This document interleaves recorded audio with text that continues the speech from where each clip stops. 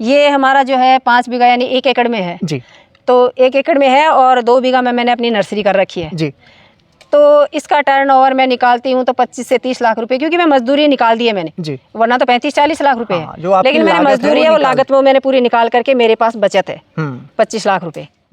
मैं 10th class तक पढ़ी हुई हूँ। मेरी 10th क्लास थी जब मैं 11वीं क्लास में हुई तो मेरी शादी हो गई।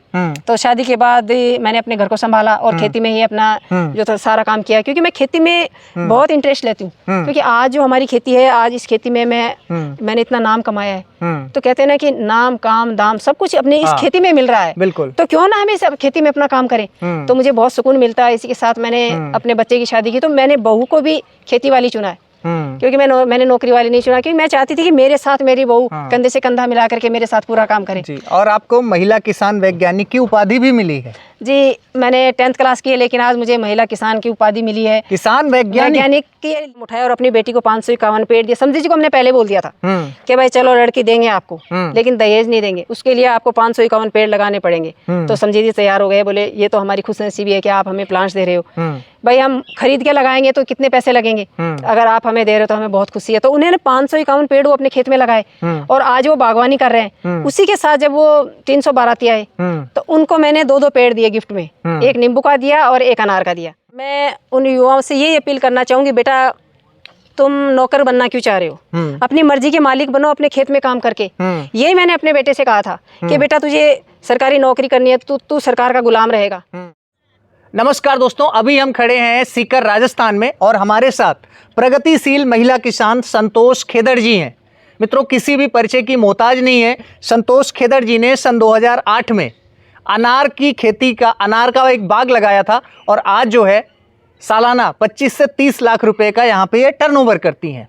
अनार के साथ साथ कुछ और जो है यहाँ पर फलों की बागवानी इन्होंने शुरू करी, जैसे चीकू, मौसम्मी, उसमें जो है सेब, और आप देख सकते हैं मैं इनके फार्म पर ही खड़ा हूँ, ये है जी बादाम का पौधा।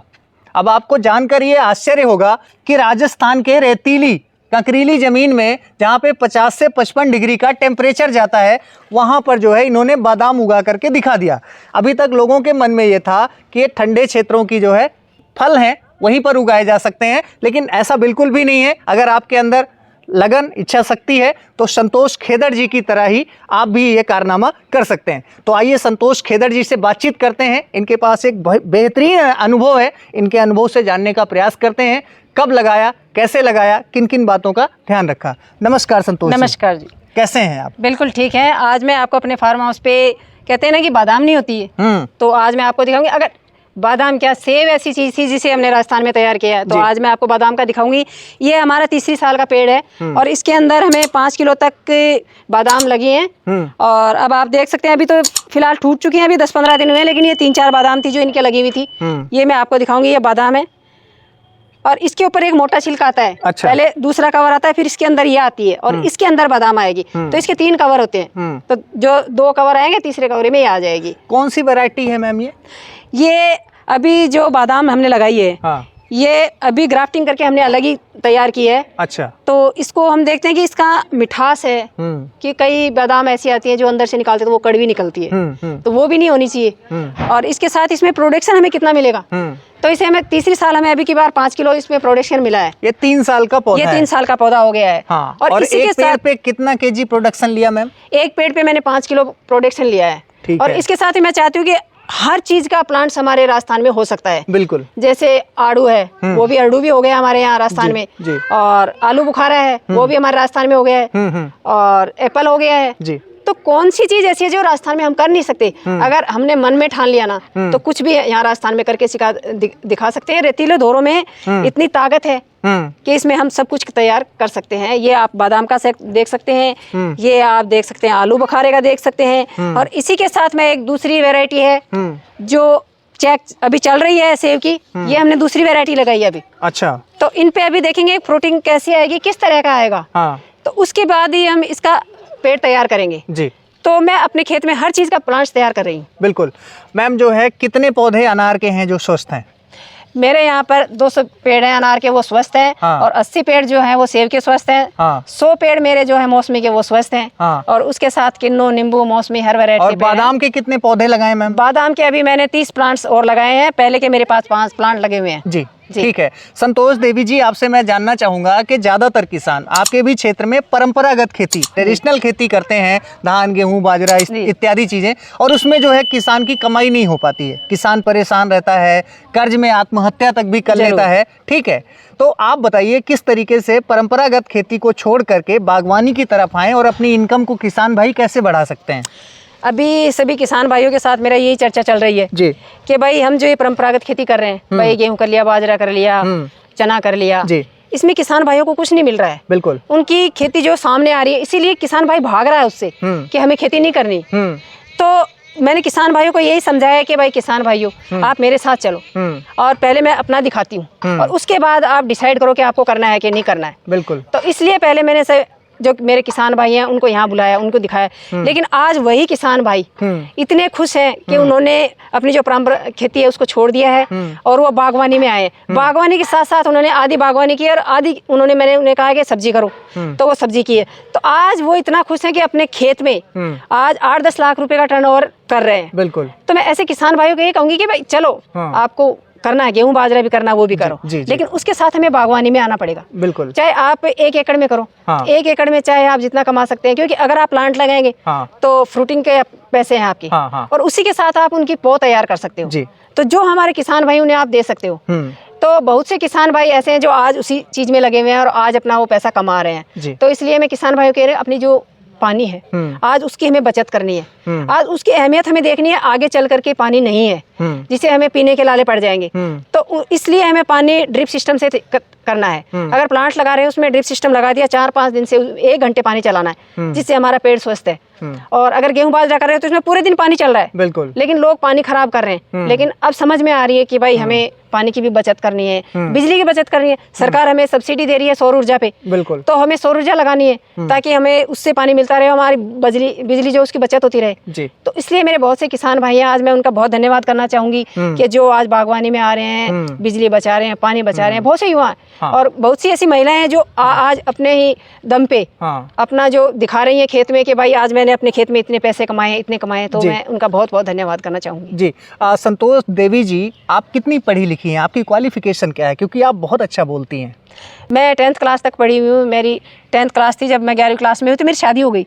तो शादी के बाद मैंने अपने घर को संभाला और खेती में ही अपना जो था सारा काम किया, क्योंकि मैं खेती में बहुत इंटरेस्ट लेती हूँ। क्योंकि आज जो हमारी खेती है, आज इस खेती में मैंने इतना नाम कमाया है। तो कहते हैं ना कि नाम काम दाम सब कुछ अपने इस खेती में मिल रहा है। बिल्कुल। तो क्यों ना हमें सब खेती में अपना काम करें। तो मुझे बहुत सुकून मिलता है। इसी के साथ मैंने अपने बच्चे की शादी की, तो मैंने बहू को भी खेती वाली चुना है, क्योंकि मैंने नौकरी वाली नहीं चुना, क्योंकि मैं चाहती थी कि मेरे साथ मेरी बहू कंधे से कंधा मिला करके मेरे साथ पूरा काम करे। जी। और आपको महिला किसान वैज्ञानिक की उपाधि भी मिली है? जी, मैंने 10th क्लास की है, लेकिन आज मुझे महिला किसान की उपाधि मिली है। किसान वैज्ञानिक के लिए मुझे कोलकाता में 5 दिन इनवाइट किया गया था, जहाँ पे हर महिलाएं थी, किसान वो वैज्ञानिक थी। कोई चीज जो थी एरोप्लेन चला रही थी, कोई किसी में थी, कोई उसके साथ मुझे भी वहाँ इन्वाइट किया गया। तो मुझे इतना अच्छा लगा। उस समय हमारे जो राज्यपाल जी थे, हमारे जगदीप धनखड़ जी थे। जी। तो उन्होंने भी मुझे इतना खुश किया कि अरे भाई आप तो राजस्थान से आ रही है, मैं भी राजस्थान से हूँ। तो इतनी खुशी हुई, वहाँ 5 दिन रुकी, मुझे वहाँ बुलाया तो बहुत खुशी हुई। एक किसान के लिए भाई चलो हम बस में बैठते हैं, गाड़ी में बैठते हैं, हवाई जहाज का एक सपना रह जाता है। हाँ बिल्कुल। तो वो मेरा सपना पूरा हुआ। क्योंकि मैं 5 दिन के लिए वहाँ एरोप्लेन में गई और आई, तो वो भी मेरा सपना पूरा हो गया। तो इसलिए मैं चाहती हूँ महिलाएं करेंगी तो अपना सपना भी पूरा इसी खेती से कर सकती हैं। जी। संतोष देवी जी, हमने सुना है जब आपने अपनी बेटी की शादी करी तो आपने दहेज नहीं दिया, दहेज में जो है उनको पौधे दिए और उनको जो है फलों की बागवानी करवाई। तो क्या था पूरा मामला, हमारे दर्शकों को बताएं। वो दर्शकों देखिएगा, वो मामला मेरा ये था कि मेरे पास पैसे नहीं थे और मैं ना धन इकट्ठा करना चाहती थी, मैं चाहती थी कि अपनी बच्चियों को पढ़ाऊं। शुरू में मैंने अपनी बच्चियों को पढ़ाया, आत्मनिर्भर बनाया। उसके साथ जब उनकी शादी की तो मेरे पति को ये लगा भाई अपन दहेज नहीं देंगे तो समाज वाले क्या कहेंगे। लेकिन हमें समाज से लेना देना नहीं है, हमें जो करना है सोच समझ कर करना है। तो वो मैंने सोच समझ कर कदम उठाया और अपनी बेटी को 551 पेड़ दिया। समझी जी को हमने पहले बोल दिया था कि भाई चलो लड़की देंगे आपको, लेकिन दहेज नहीं देंगे, उसके लिए आपको 551 पेड़ लगाने पड़ेंगे। तो समझी जी तैयार हो गए, बोले ये तो हमारी खुशनसीबी है कि आप हमें प्लांट्स दे रहे हो।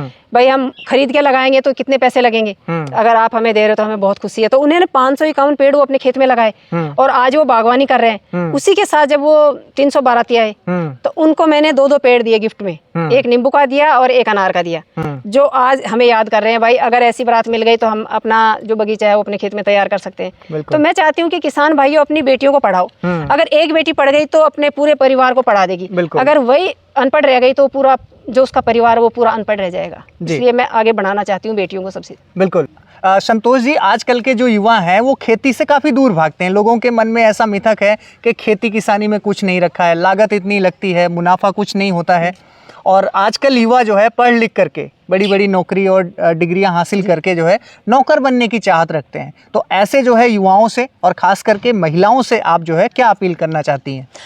मैं उन युवाओं से यही अपील करना चाहूँगी, बेटा तुम नौकर बनना क्यों चाह रहे हो, अपनी मर्जी के मालिक बनो अपने खेत में काम करके। यही मैंने अपने बेटे से कहा था कि बेटा तुझे सरकारी नौकरी करनी है, तू सरकार का गुलाम रहेगा, और तुझे अगर अपने मेहनत से कमाना है तो अपने खेत में कमा। आज मेरे बेटे ने वही ठाना है, वो खेत में कमा रहा है, एग्रीकल्चर से बीएससी करके आज वो रात दिन अपनी खेती में मेहनत कर रहा है। और वही मैंने युवाओं को कहा है, जो आज बहुत से युवा किसान हैं जो आज अपनी खेती में आ रहे हैं, और वही युवा एक के सोच सबकी गलत है कि भाई अगर तू सरकारी नौकरी लगा तो तेरी शादी नहीं होगी, उसे लड़कियां कोई देना पसंद नहीं करते हैं। लेकिन मैं सबसे ये कहना चाहूंगी कि सरकारी नौकरी वाला है तो वो दारू पी रहा है, उसको आप दे रहे हो, और खेती में जो कमा रहा है सरकारी नौकरी से ज्यादा कमा रहा है उसको आप बेटी नहीं दे रहे। क्यों? सोच को बदलने की सोच को बदलना होगा जी। तो मैं सभी भाइयों से कहना चाहूंगी कि भाइयों आप अपनी सोच को बदलो। अब अगर खेती में काम कर रहा है तो वो ये मानो कि वो सरकारी नौकरी से भी ज्यादा अच्छा कमा रहा है। बिल्कुल। और संतोष जी, हमारे बड़े बुजुर्ग जो कहते थे ना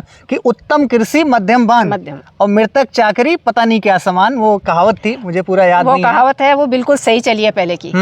और इसी के साथ मैं ये कहूँगी कि जो किसान भाई हैं वो आज अगर अपनी खेती में आ रहे हैं तो हमारी जो सरकार है उन्हें पूरा सपोर्ट कर रही है, पूरी सपोर्ट कर रही है, हर चीज में उन्हें सब्सिडी दे रही है। बिल्कुल। और उसी के लिए उन्हें अवार्ड दे रही है। तो मैं चाहती हूँ कि उनके खुशनसीबी उनसे बड़ी क्या और हो सकती है। बिल्कुल। तो आज बहुत से किसान भाई हैं जो आज अवार्ड लेकर के बहुत खुश हैं, और वो भी यही कह रहे हैं। तो मैं ज़्यादा से ज़्यादा कहूँगी उनको, महिलाओं को ज़्यादा आगे लाओ। बिल्कुल। क्योंकि महिलाओं को खेती में ज़्यादा, क्योंकि खेती में काम कौन करता है? महिलाएं सबसे ज़्यादा करती हैं, क्योंकि वो घर का काम करके भी अपनी खेती में काम करती हैं जी। तो उन महिलाओं का नाम होना चाहिए। बिल्कुल। चलो काम तो महिलाएं कर रही हैं, लेकिन उनका नाम है वो उनके पति ले रहे हैं। तो इसलिए महिलाओं को आगे लाना बहुत जरूरी है और उन्हें अवार्ड मिलने चाहिए जी। संतोष जी, चलते चलते आपसे जानना चाहूँगा कि ये जो पूरा आपका मॉडल है बागवानी का, कितने एकड़ में है और सालाना यहाँ से जो है कितना आप प्रॉफिट या टर्नओवर कर लेती हैं? ये हमारा जो है 5 बीघा यानी 1 एकड़ में है जी। तो 1 एकड़ में है और 2 बीघा में मैंने अपनी नर्सरी कर रखी है जी। तो इसका टर्नओवर मैं निकालती हूँ तो 25 से 30 लाख रुपए, क्योंकि मैं मजदूरी निकाल दी है मैंने जी। वरना तो 35-40 लाख रुपए है, लेकिन मैंने मजदूरी है वो लागत में मैंने पूरी निकाल करके मेरे पास बचत है 25 लाख रुपए। तो ये मेरे पास एनी टाइम बचत है। और मैं यही कहूँगी कि मैं बागवानी में आई हूँ क्योंकि शुरू में तो मैंने 3,000 रुपए अपने पति की तनख्वाह देखी थी जी। और वो भी तनख्वाह क्या देखी, 3,000 में क्या आएगा, घर भी नहीं चल पाता, घर भी नहीं चल पाता है। और मैंने अपने सर पे ला करके केरोसिनी तेल ला करके 5 साल तक मैंने इंजन सेट से ये जो मेरे पेड़ हैं इनको मैंने सींचा है। उसके बाद मुझे सौर ऊर्जा मिली थी तो उस सौर ऊर्जा से सींचा है। तो अगर मैं आपको अपने पीछे की स्टोरी बताऊं तो आपको भी रोना आएगा। तो मैं इसलिए ये कहना चाहूँगी कि बागवानी में आ जाओ किसान भाइयों और अपनी खेती में कमाओ और डबल मुनाफा पाओ। बिल्कुल। तो आप ये देख सकते हैं मित्रों, ये संतोष खेदड़ जी हैं। अभी हम सीकर में हैं, गांव का नाम है बेरी, राजस्थान। और राजस्थान की रेतीली भूमि पर जहां पे टेम्परेचर 50 से 55 डिग्री होता है, अपनी लगन और इच्छा शक्ति के दम पर महिला सशक्तिकरण का एक ज़बरदस्त एग्जाम्पल पेश करते हुए इन्होंने अनार के, सेब के, बादाम के, किन्नू, मौसमी और तमाम ऐसे जो है फलों की एक जंगल सा तैयार किया है। तो इनका जो मॉडल है काफ़ी जो है प्रेरणादायक है। अन्य किसान भाई यहाँ पर समय समय पे सीखने आते रहते हैं। मैम के बहुत सारे सोशल मीडिया पे वीडियो वायरल हैं। हम यही कहना चाहेंगे अपने युवा किसान भाइयों से कि खेती किसानी अगर आप सीख करके नवाचार के माध्यम से और ट्रेनिंग लेकर के करेंगे तो बिल्कुल भी घाटे का सौदा नहीं है। और बड़ा नौकर बनने से अच्छा है खुद का छोटा सा मालिक बना जाए। तो ये आपको कहानी संतोष खेदड़ जी की कैसी लगी कमेंट करके आप जरूर बताइए। Last but not the least मैं एक ही बात कहना चाहूँगा कि सकल पदार्थ हैं जग माही, कर्म ही नर पावत नहीं। वीडियो को मित्रों लाइक करिए, शेयर करिए और चैनल पर नए हैं तो फॉलो करें, सब्सक्राइब करिए। बहुत बहुत धन्यवाद। नमस्कार।